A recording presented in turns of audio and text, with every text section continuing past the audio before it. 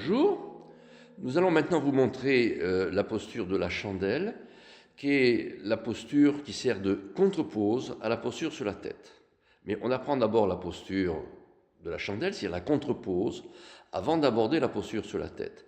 Donc nous allons vous montrer comment aborder cette posture. Donc cette élève du centre va prendre une sangle et elle va mettre sa sangle au niveau des coudes, de telle manière que ce soit de la largeur des épaules. Ensuite, elle prend appui sur deux couvertures, car la chandelle, c'est une posture sur les épaules, pas tellement sur la tête. Voilà, elle est bien centrée sur ses couvertures. Et ensuite, elle monte ses jambes, elle passe dans Alasana la charrue. Voilà. Elle prépare sa posture. Elle entrelace les doigts des mains, elle tend les bras, elle prépare son dos. Elle fait quelques respirations dans cette posture.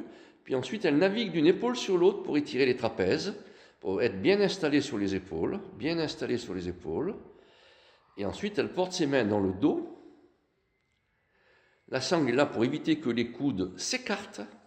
Donc, il y a une résistance au niveau des bras. Et maintenant, elle soulève les deux jambes à la verticale.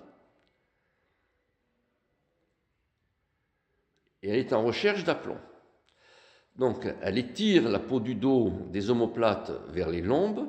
Elle se redresse au maximum. Et là aussi, il y a une recherche d'aplomb qui est absolument nécessaire. Et dans cette position, dès qu'on commence à maîtriser la posture, on travaille sa respiration, c'est-à-dire chercher à lui donner de l'amplitude. De l'amplitude. Donc il y a la nuque qui est étirée, mais raisonnablement, du fait qu'il y a un support des couvertures. Son dos est beaucoup plus redressé. Donc c'est une méthode, un moyen de faire ces postures inversées sans conséquences négatives. Et ensuite, pour quitter la posture, elle descend ses deux jambes vers l'arrière, elle repose les mains et les bras au sol, elle repose le dos, elle ramène le dos au sol, voilà, elle se redresse, elle enlève la sangle, ensuite elle enlève une couverture, elle pose la nuque dessus,